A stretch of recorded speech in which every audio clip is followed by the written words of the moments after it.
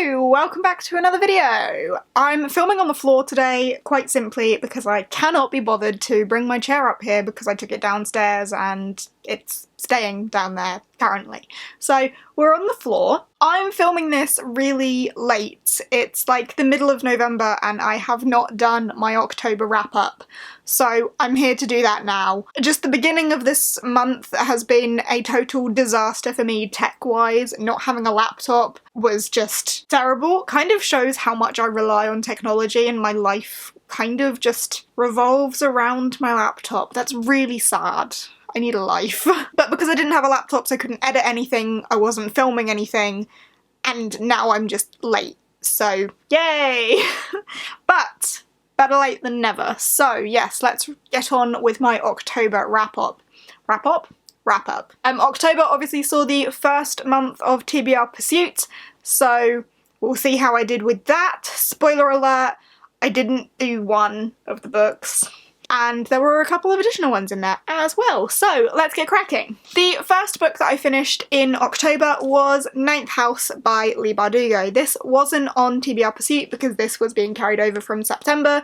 I was reading the ARC copy, but now I have the pretty finished copy, which honestly is one of my favourite books naked because it's just so pretty. This is Leigh Bardugo's debut adult novel. She's obviously very well known for the Grisha verse series, trilogy, duology, etc. that she's written, which I have been buddy reading with Becca throughout the month, so this year has been very Bardugo heavy for me. I've read a lot of her stuff, and this is the first Leigh Bardugo book that I have given 5 stars. I loved it. So this follows a girl called Alex Stern, who is a high school dropout, completely mixed in with the wrong crowd, got herself into all sorts of trouble, and then somehow lands herself a scholarship to Yale because she can see ghosts. Or in this world they're called greys, so she can see these greys, ghosts, and that earns her a scholarship to Yale to assist with the Ninth House, because Yale has 8 secret societies, or I suppose 9 if we include the Ninth House, who practice dark magic and are all involved in the occult and stuff. And the Ninth House's the responsibility of the Ninth House is to ensure that these other societies don't step out of line with their practices, and because Alex can see ghosts, she has a bit of a sense for these things and is really valuable to the Ninth House, so she gets this scholarship. There's like 2 timelines going on in this. We have the first timeline where Alex has just arrived at Yale and she's being shown the ropes by our second character, Darlington, who is a darling. So we have that timeline, which I really liked. I think I preferred that timeline. I don't know. But yeah, Darlington and Alex, kind of him showing her the ropes and learning about everything there is to learn about in these secret societies. And then in the second timeline, we just follow Alex on her own because Darlington has vanished, gone somewhere, is not about. And there's all sorts of murder, mystery, mayhem, madness going on in here. It's, for me, just the right amount of fucked up. Everyone describes this book as being dark, and it is, and I can completely understand why certain people will not like this. It is a very specific sort of fucked up, and it's the sort of fucked up that I like. I really loved this. I read the first, like, I don't know, 200 pages, maybe, no, not 200 pages, like, I read the first third, probably, of this book pretty slowly, and then just finished the rest of it in a day. I was so into it, and the physical reactions, it was one of those books that gave me physical reactions, and holy shit, I cannot wait for the sequel, because the way this ended, like, hell yeah. Hell yeah. Yeah. Yeah. Okay. Yeah. I don't know what more I can say about this. It's just the right sort of fucked up for me to really enjoy it, and it's got dark, twisted magic and shit going on. I loved it. I gave it 5 stars. As I say, first Leigh Bardugo book that I gave 5 stars. Completely adored this. The second book that I read for October will actually take us into TBR Pursuit, and that is Tunnel of Bones by Victoria Schwab. I still have the sticker on this, I should really take that off. This is the sequel to City of Ghosts by Victoria Schwab in the Cassidy Blake series, and it follows a girl called Cassidy Blake who can see ghosts. There's a theme here. So Cass had a near-death experience when she was a child and can now pull back the veil between the world of the living and the dead, and this is the second adventure she goes on with her dead best friend in Paris and gets into all sorts of antics there. I really like this. I love Schwab. She can do no wrong by me. I feel like I've got to a point with Schwab books where my thoughts are always positive. I just love her as a person, her as an author, her stories, her characters. I just feel so strongly about Schwab books, and this was no exception. I really liked the angle that this one went, and I don't want to say what that is because I don't want to spoil it, but I liked the difference it had from the first one. But yeah, it's just a fun, creepy middle grade, and creepy middle grades are so up my street, so yeah. I loved it. I gave it 5 stars, but it's Schwab, so really you can't expect anything less from me at this point when it comes to writing a Schwab book. Next up, we have The Merciful Crow by Margaret Owen. This was, again, in TBR Pursuit. This was for a YA fantasy that I know nothing about. And this wildly disappointed me. I did not have a good time with this. I was so bored. I think I gave it 2 stars in the end. There were certain moments where I'd be like, okay, yeah, I can get on board with this, and then I would just get bored again and want to put it down. I had no drive to pick this up, no desire to carry on. I did not care for the characters, and the romance was repulsive. It's not that I didn't get the story, didn't get the magic or anything. Like, I understood what was happening, but the whole time I just felt confused and lost, and I think it was because the writing style in this is unnecessarily dense for what it is. Like, it didn't need to be that complicated. I would find myself reading a paragraph and having to read it again because I would have absolutely no idea what I had just read. Not that what was happening was confusing, just the way it was written was unnecessarily complex and didn't need to be that hard. But yeah, I just didn't care for this. Was not for me. 2 stars, but I've read it now. I was really disappointed as well because give them fire, give them fear.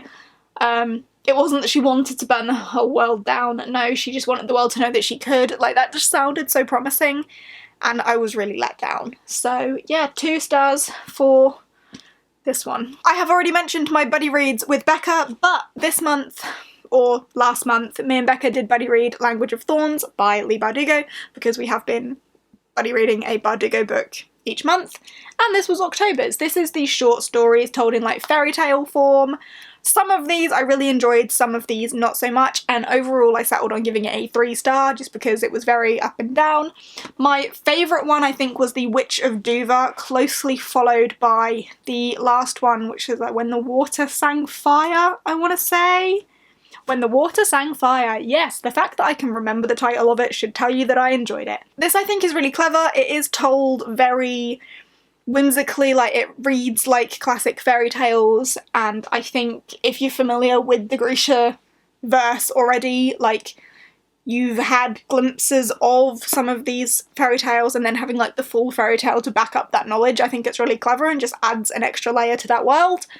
But I don't care for it massively. Some of the stories were a bit boring to me, but yeah, The Witch of Duva was really good. When the Water Sang Fire, and I think The Two Clever Fox was probably my other favourite. Don't really have anything more to say. As I say, overall, a very average 3 stars for that for me. Oh, and that again was on TBR Pursuit for a hyped read, I think. Next up, I strayed from the TBR and I read The Land of Raw by Jenny McLaughlin, illustrated by Ben Mantle. This I read in a day. I did actually listen to the audiobook of this, which I'm a little bit upset about because there are so many like cool illustrations throughout it as well. But I had a good time with this. It wasn't like massively wowing. I don't think it's a story that's gonna necessarily stick with me, but I had a good time whilst I was there. If you want a fun middle grade that's just embraces childhood and imagination, this is it. This follows a couple of kids who are visiting their grandparents or their granddad's attic, and they rediscover an old game that they used to play where they would go under the bed, which is a portal to the land of Raw, and now they're a bit older, they revisit this and discover that perhaps it wasn't as imaginary as they first thought. Yeah, this really does just embrace everything about childhood and imagination and all things fun and believing in the power of children and the power of fun and friendship and imagination and stuff. I said in my vlog when I read this that if there was a book that encompasses Gavin's readathon, the Believe in the Impossible readathon, Believe-a-thon, this is it to me, because this just completely encompasses, as I say, believing in childhood imagination and fun and hope and positivity. Yeah, it was a really fun read, but as I say, not one that's gonna stick with me so much. I can't remember what I rated this, so I'm just gonna check Goodreads. I think it was 4 stars? 3 stars. It would have been a high 3 stars, but 3 stars for that.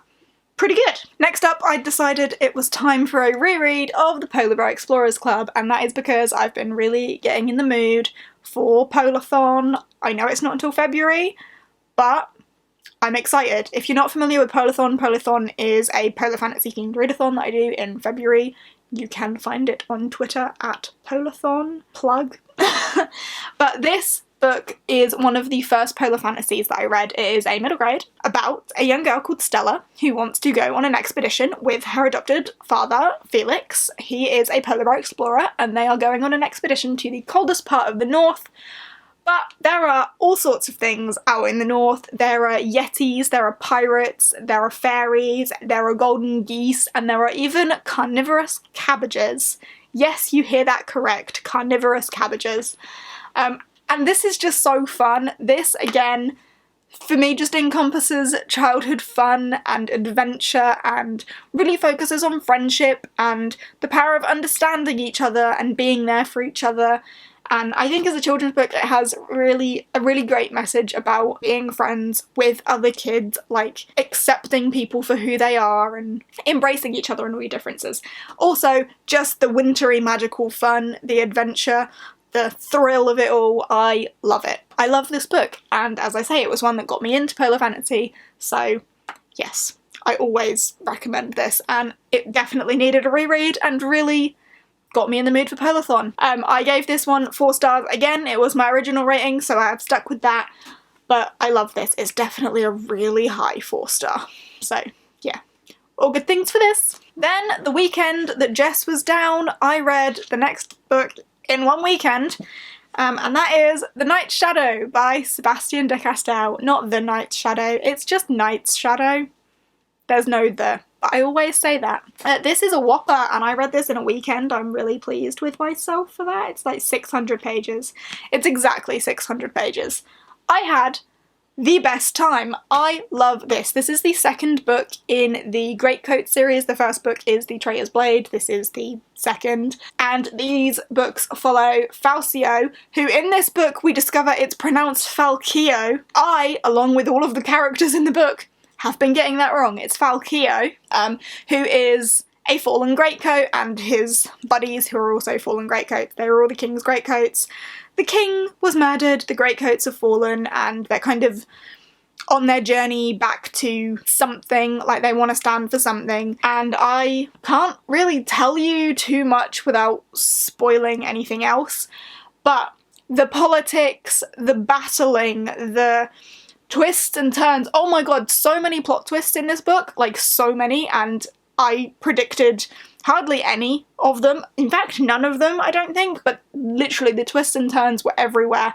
The political intrigue underlying all of it, like, I had no idea what was going on and I loved it. And the action on top of that, and just the intrigue was so there. There were some really gross bits in this as well that I loved.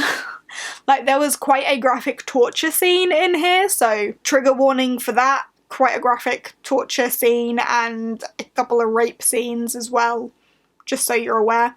But like, all in all of this together was just so much, and I loved it. And it was the sort of book that gave me those physical reactions where I was like punching the book, because that's how I get. But yeah, I absolutely freaking loved this. 5 stars. I recommend this series so much. Like, Sebastian de Castell as well, one of my favourite authors. You've probably heard me say it 1,000 times before, but the like sarcastic and witty way that he tells a story and the narrator sometimes just addresses the reader and breaks that wall. I just love it.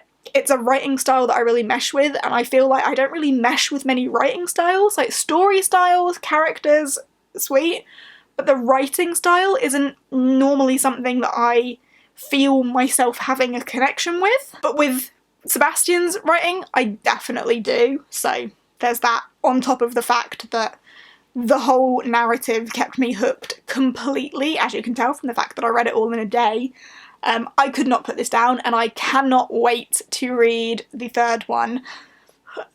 Saints Blood, I think it is. I'm just ridiculously excited for that. So yeah, completely recommend if you want a high fantasy, political, action-packed, twisted sort of series.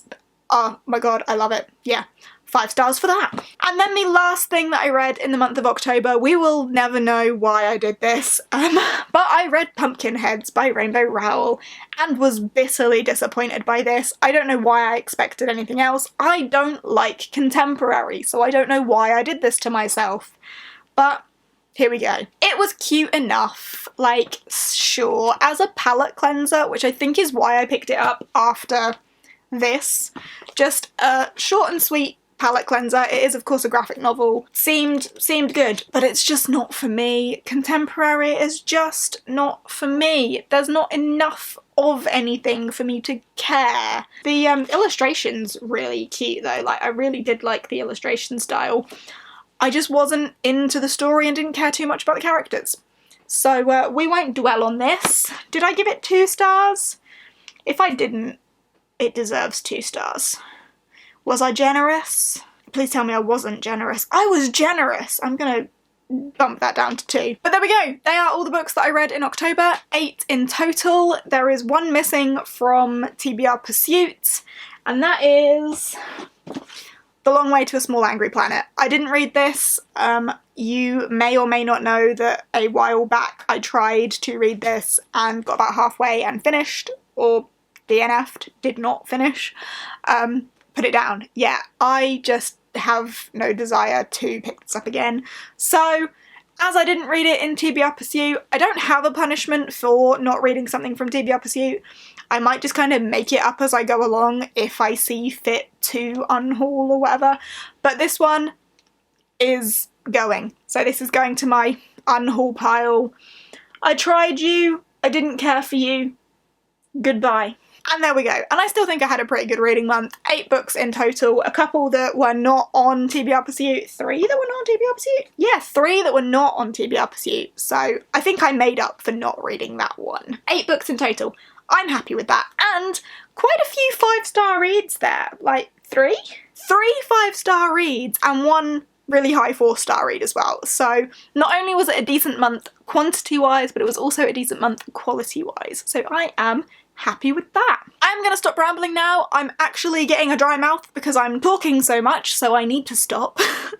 Thank you for watching. Sorry that this has been a late one, and I will see you in the next one. Bye!